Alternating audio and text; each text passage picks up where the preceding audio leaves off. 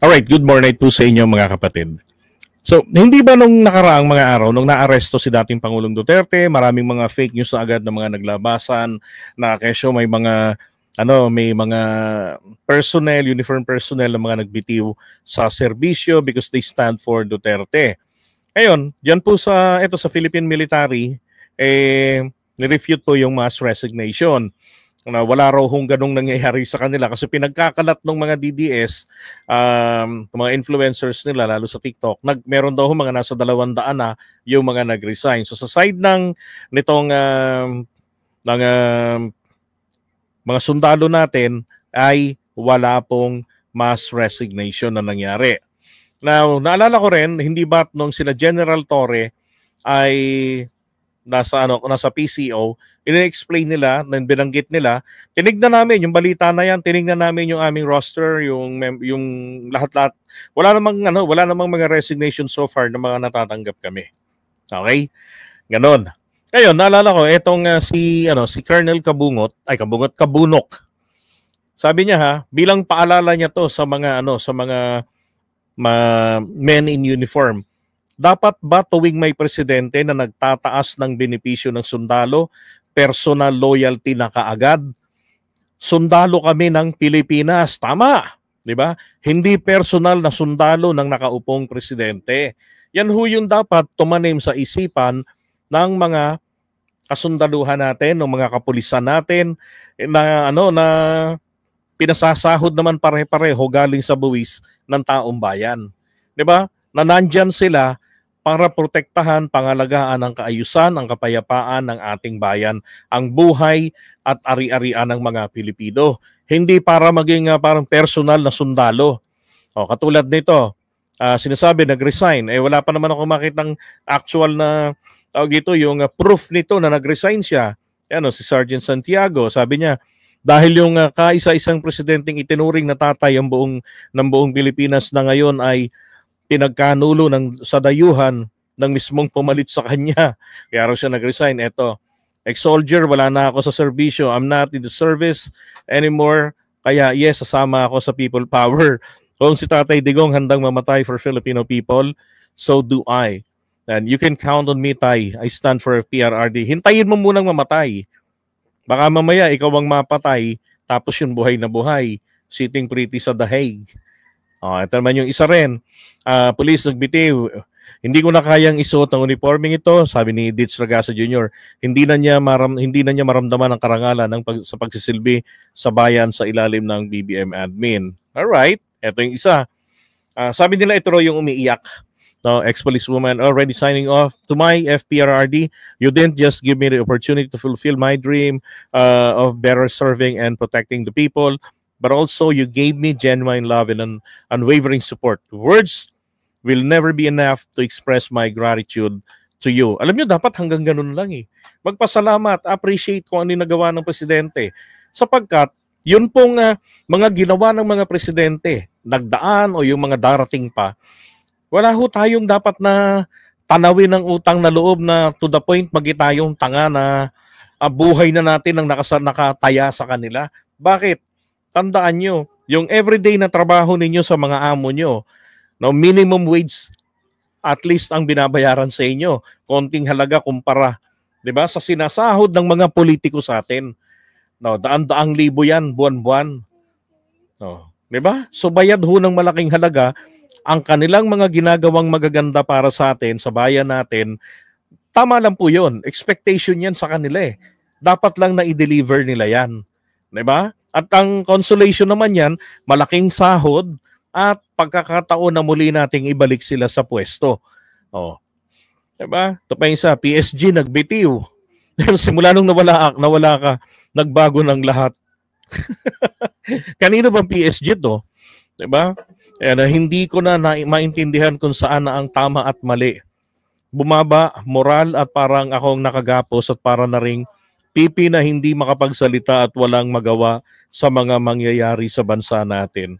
Yan ang resulta ng kakanood nyo kay Maharlika. Ito rin yung isa. Ang pulis nagbitiw, ang pagmamahal ko sa serbisyo ay unti-unting naglaho. Okay lang yan. Wag lang kayo maging mga NPA ni Digong. Ito pa yung isa. Bato de la Rosa, anong ginagawa mo dyan? Oh. Diba? Pertinent documents for resignation. Talaga lang may ganun Si CM Nimes, yung babaero. Sabi niya rito, the PNP, which was once a symbol of pride and service, has become tool for politics and personal gain. It's disheartening to see how the men and women in uniform are being used to serve interests that are not aligned with the welfare of the Filipino people. Sabi nitong kaloko na to. Okay? Kaya ho ganyan magkaganda mag-English ito kasi dating call center agent po ito.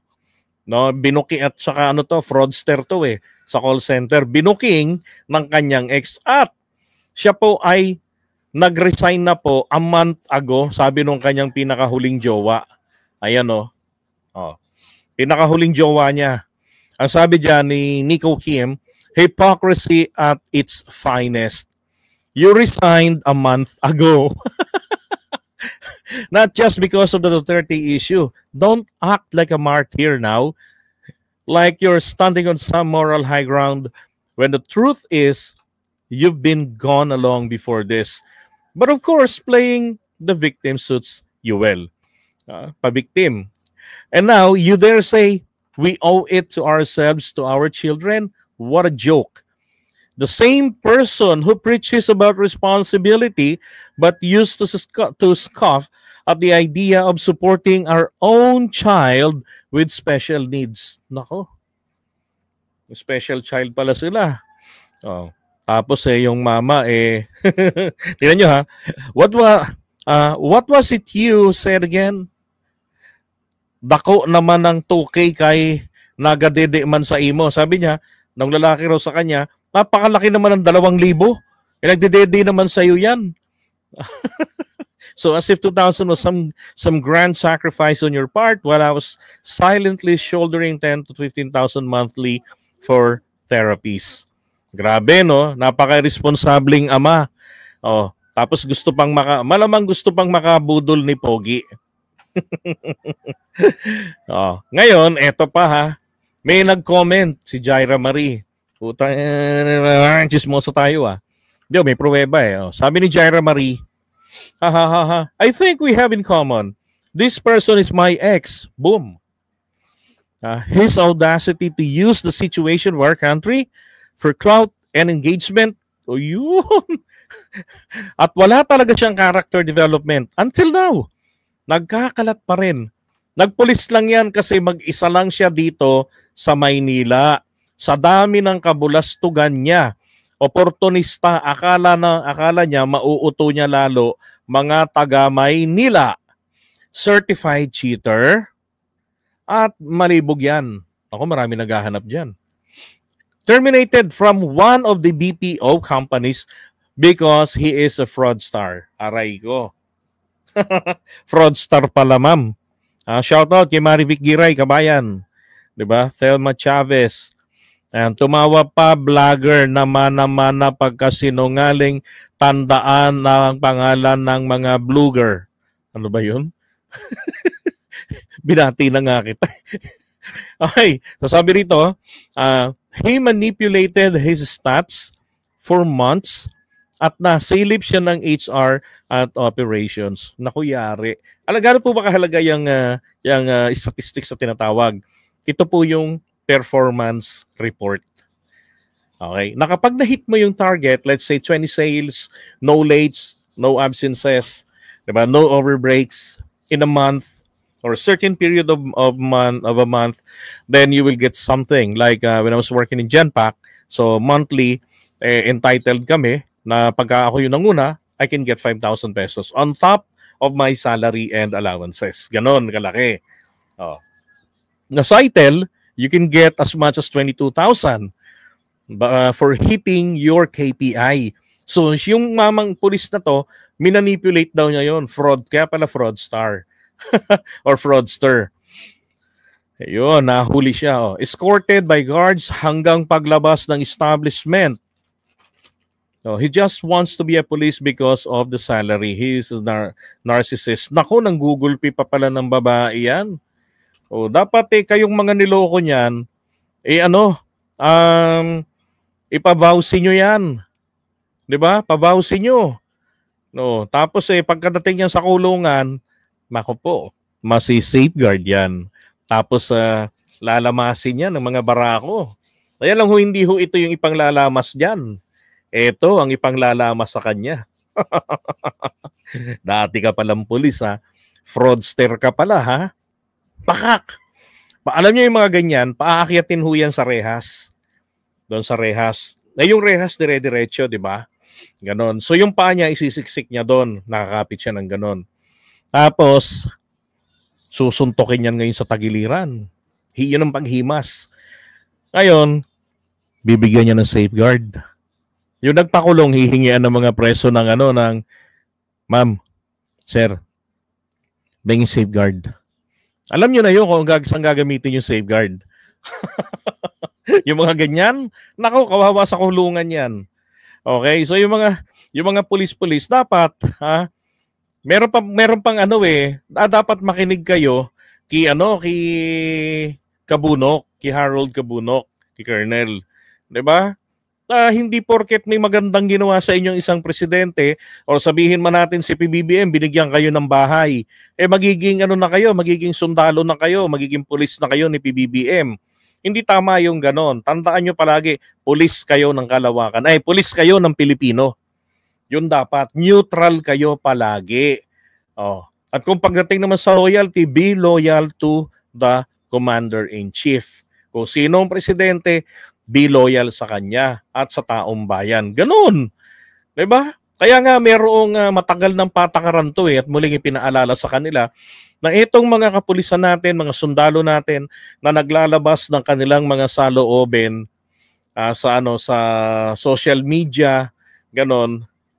Okay lang yan, pero wag naman yung susobra pa. Tignan yung katarantaduhan ng isang ito. Fonz STV Vlogs. Sabi niya, may nagsabi kasi sa kanya na mag-resign, sabi niyo. Bago ka mag-start the war, kasi nagbanta itong vlogger na pulis na to, si Fonz STV Vlogs, ng giyera laban sa mga taga-ICC. Kaya nga sabi niya, do not lay your hands on our Tatay Digong, yung ganon. Ngayon, may nagkomento sa kanya. Sabi niya, bago ka mag-start the war, mag-resign ka sa service. I-surrender mo ang baril, bala at gamit mo sa gobyerno na nagpapasahod sa'yo. Sa kanyo ipagtanggol si Digong. Tama.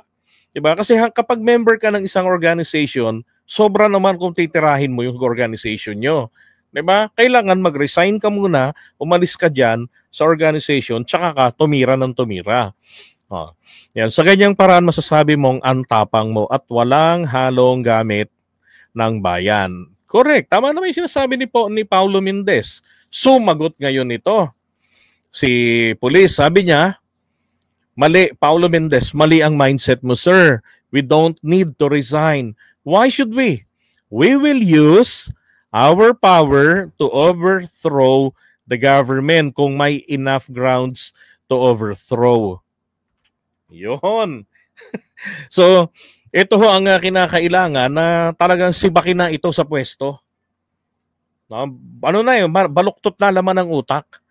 Diba? Baluktot na to. Dapat tanggalin ito sa pwesto. Yang ganyan. Tapos, hindi na po siya, lagyan yung kanyang 201 file na hindi na po siya eligible for rehire. Diba? Kasi, nakapagtataka, paano pumasa ito sa neuro test? Ganito kadali lamang na, di ba, bumibigay ang emotion nito. Di makakapatay ito. Madaling makurap yung emotion niya. Bawal yun sa kanila. Kaya nga may neuro test Problema rin ho kasi sa PNP natin Matindi rin ang corruption dyan. Yung mga nasa mabababang ranggo na nag-handle sa entry ng mga police, mga test, nako. Pwede kang manuhol, makakapasok ka kahit bagsak ka sa neuro. Magagawan ka ng paraan. So ngayon, nung sumikat na po siya sa social media at marami na nag-raise, Baka nga kinakatakutan itong makarating kay General Torre, pero nakarating na. So sabi niya, para sa kaalaman ng lahat, nagpulis po ako para ipaglaban ang mga inaapi sapagkat ako ay si Superman. At ipaglaban ang tama na naaayon sa batas. Hindi para sumunod lang sa utos ng kung sino-sino lang. I stand with Duterte not because I am diehard supporter. I stand with Duterte because the procedure of his arrest violated the arrest proceedings set by the ICC itself. It means his arrest was invalid. Nalabag po ang ilang karapatan ni Tatay Digong, and yet wala man lang ginawa ang gobyerno para tulungan siya kasi bilang tao at mamamayang Pilipino, may mga karapatan po siya at yan po ang ipaglalaban ko. Hustisya para kay Tatay Dig, sabi niya. So balikan natin yung content natin dito kagabi.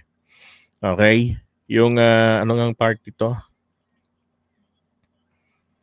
Teka ha.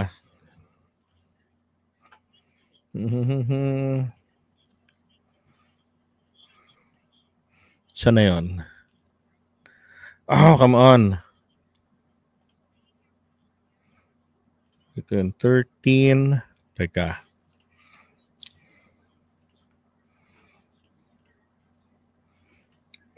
Article, ano yun eh? Article 59 yun eh.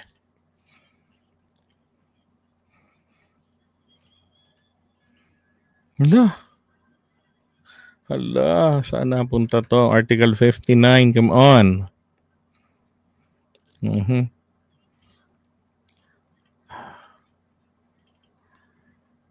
Hala, nakakainis naman. Wala, teka. Puntahan na lang nga natin uli. Article 59 ICC.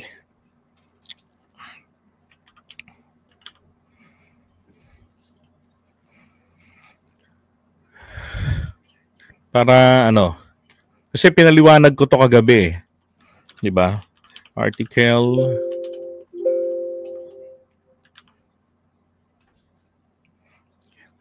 59. Ay, hindi nyo pala nakikita.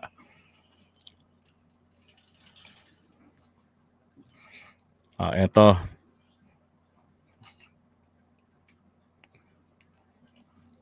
Okay, arrest proceedings. Yan, kita nyo, di ba?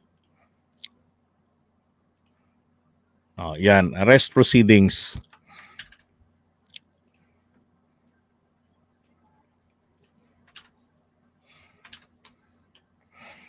So sabi rito, ito yan eh. Okay. Number 2, a person arrested shall be brought promptly before the competent judicial authority in the custodial state. So in this case, Pilipinas yun, which shall determine, ano ho yung i-determine? In accordance with the law of the state. So ayon rito sa ating batas. The warrant applies to that person. The person has been arrested in accordance with the proper process. Titignan po yon. Tama ba yung proseso? Nabasahan. Number 3, nabasahan ba siya ng kanyang karapatan? Diba? So pagdating rito sa warrant, yung warrant ba, applicable ba sa kanya? So yes, applicable po naman sa kanya yung warrant eh. Kasi, again, nakasampa na yung kaso bago pa tayo kumalas. Nagsimula ng investigation ng ICC bago pa tayo kumalas. Sino yung nagpa-delay lang, nagpa-suspend ng investigation? Time ni Duterte rin. Ngayon, nung nag-resume na si BBM, pairi-iri sa pagtulong sa ICC, hanggang sa dumating na nga po yung panahon na talagang eto na, 'di ba? Naglabas na ng warrant of arrest, tapos ang Interpol, so wala tayong choice kung hindi po talagang, saka tama lang naman, kahit na kaya niyang pigilan, tama lang naman po talaga na ipatupad niya ito. No? Nagkakaano na lang rito sa timing. Ngayon, para sa akin, valid yung warrant of arrest sa kanya. Now, the person has been arrested in accordance with the proper processes. Okay, tama naman yung process na ginawa ng pag-aresto sa kanya. Hindi naman po siya sinako. 'Di ba? Hindi, yung ang problema, hindi pa nga siya napusasan eh. Maayos naman yung trato sa kanya. Number 3, the person's rights have been respected. 'Di ba, binasahan siya ng Miranda Doctrine, yung you're under arrest, you have the right to remain silent, 'di ba? Anything you say can be used against you in the court of law, and if you need, and if you you can hire a lawyer of your own choice. However, if you cannot provide one, or you cannot avail, the government will provide you a lawyer. Ganon, yun ang Miranda rights. Binasa sa kanya yun, fulfilled naman yung tatlo rito. Ngayon, ang argumento po, paano i-apply sa kanya ito? Ang argumento kasi nila, hindi na applicable ang ICC because we are not a member of the ICC anymore. 'Di ba? So paano ngayong i-apply ito sa kanya? Sila mismo sinasabing, hindi na natin gagamitin yan. Sabi ni Torre, sila yung nagsasabi, yung kampo niya. Hindi na natin gagamitin yan pag-uusapan ng batas ng ICC. At saka alam nyo, these are just procedural lamang. 'Di ba? So kapag ka procedural, hindi po ito makakaapekto ng grabe. Kasi unang-una, yung tatlong party rito, natupad naman to eh. Lalo na ito yung pinaka-importante, nakakapagpa-dismiss ng kaso yan. Nabasahan siya niyan. Napanood ng sambayanan yan, milyon-milyon ng views nung retired general na kakampi niya, nakasama niya. Na post ng post, mabuti naman. 'Di ba? Documented. And besides, may mga body cam din naman yung mga kapulisan natin. Ngayon, eto, ano bang sinasabi rito sa number 3? The person arrested shall have the right to apply to the competent authority in the custodial state for interim release pending surrender. Ibig sabihin po dito, pwede siyang humingi ng mag-apply ng para kung pansamantala palayain siya ng ating pamahalaan. Sa korte siya hihingi ng pansamantalang kalayaan. Pero hindi po ito yung kalayaan. Ibig sabihin, interim release ay habang just for the time being lang, hinihintay pa yung transfer sa'yo, yung pagsuko sa'yo. Okay? Now, eto pa, in reaching decisions such as any application, the competent authority in the custodial state, which is the Korte dito sa Pilipinas, shall consider, dapat daw nilang ikonsidera, depende sa gravity nung aligasyon sa kanya. So in this case, murder. Okay? Murder cases. Maraming murder ang kaso niya. Kaya nga, crimes against humanity. Now, there are urgent and exceptional circumstances to justify interim release. So ibig sabihin, para ma-justify yan, kailangan itong mga urgent and exceptional circumstances may provide nila para mabigyan siya ng interim release. And whatever necessary safeguard exists, kasi isa rin tinitignan dito, dapat hindi siya flight risk, hindi siya yung mga malaki buloy na nagtatago sa ilalim ng lupa, hindi ho ganon. Okay, ibig sabihin, nakikita ka lang nila, nababantayan ka nila, walang makakalapit sa yung basta-basta kung sino. In short, wala kang normal liberty. Okay? Bantay sarado ka pa rin. Wala ka nga lang sa kulungan habang pending po ang surrender. Kaso sila po yung tira ng tira. Sabi ko nga, this is applicable eh. Kaya lang ang problema nila, sila yung nagsasabi, hindi na natin kailangang gamitin pa ang mga batas ng ICC dahil hindi na tayo member. Kasi nga naman, I understand that because on the side of the Duterte camp, stopel yan. Inconsistent from the claim. Sasabihin mo, hindi ka member, pero gusto mong i-avail ang Article 59. Di ba? So wala sa logic yung mga nagsasabi na dapat ginamit ito, dapat pina-avail ito sa kanya. At saka hindi ata naiintindihan ng pulis na yon kung anong ibig sabihin ng interim release pending surrender. Maski naman po doon sa The Hague, pwede rin po siyang humingi ng ganyan, ng interim release pending surrender. Wala nang pending surrender, kundi pending judgment na yan. So, pwedeng ganun, habang nililitis siya, may kalayaan siya, gala-gala siya sa buong lugar, let's say hanggang dito ka lang sa Dahig, so doon ka lang, hindi ka pwedeng lumabag at lumabas ka, punta makipagkita kung kani-kanino, 'di ba? Limitado yung galaw mo, bantay sarado ka. Yung expenses doon, sagot mo 'yon. Lumabas ka ng kulungan eh. Ito pa, enriching decision, sabi diyan, nandito na pala tayo, no? And where necessary safeguard exists, custodial state can fulfill its duty. Okay? Ito raw po, sabi diyan, and whether necessary safeguard exists to ensure that the custodial state can fulfill the duty to surrender the person to the court. So isa rin kailangan tinitignan din daw dito sa pagdidesisyon.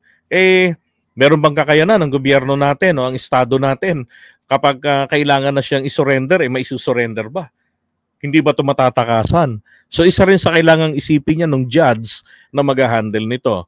Sabi, it shall not be open to the competent authority for the custodial state, of the custodial state, to consider whether the warrant of arrest was properly issued in accordance with Article 58, Paragraph 1. Okay, so ano ba yung laman ng Article 58, Paragraph 1? Ito.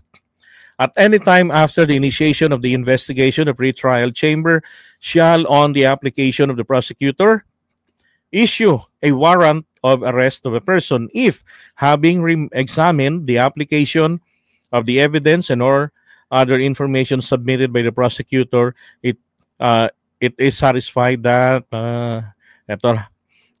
there are reasonable grounds to believe. Di ba?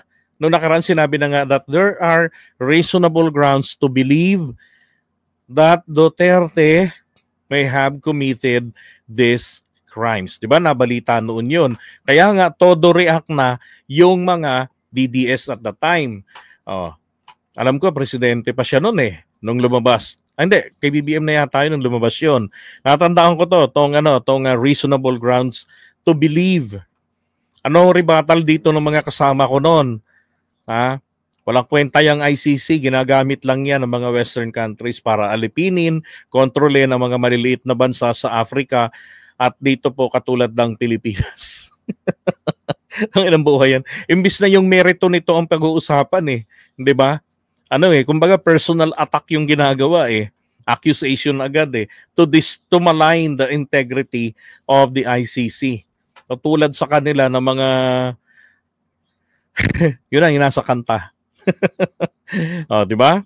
So, eto yan, yan. To ensure that the person does not obstruct or endanger the investigation of the court proceedings or, where applicable, to prevent the person from continuing with the commission of the crime or related crime which is within the jurisdiction of the court and which arises out at the same circumstances. So, maling-mali po yung sinasabi rito ng police na si CN Mine. Diba? The pre-trial chamber shall be notified. Ito may request na. Okay. Sila may depekto Ayaw ng Duterte camp na na i-avail. Ang ipinagpipilitan nila nga naman kasi dito, walang tawag dito, hindi na tayo member ng ICC and therefore, hindi na yan applicable kay Tatay Diggs. So, eto si police, mga kailangang mag-review, magbasang maigi. Nalabag daw. Paano malalabag? Hindi nga in-avail. Hello, Dudong. Ngayon, eto. Let's make it clear.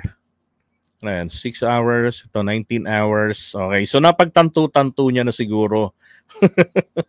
Sabi niya, let's make it clear. I am not anti-Marcos. I am not pro-Marcos. I am not anti-Duterte. I am not pro-Duterte. My service is only for the whole Filipino people. I don't support any political party. I don't even have a political party or affiliation. As a police officer, my stand is to uphold, takot mawala ng trabaho to uphold the Philippine Constitution, the law of our land, our country. My duty is to enforce the law and protect the innocent. That is exactly what I'm doing to Mr. Duterte, not because he was an ex-president, but because he is a Filipino citizen. I'm enforcing his right to due process of law, and I'm protecting him because he is innocent until proven guilty. I'm not against the government. I'm against the condonation of the ICC in the Philippines. And I'm against the unlawful arrest of Mr. Duterte because Mr. na lang eh. There was a violation of the arrest proceedings set by ICC itself. Okay, how? Nilagay niya dyan. Di naman niya naintindihang maigi. Eh, ang linaw ng titik ng batas. Di ba? Ay, nako.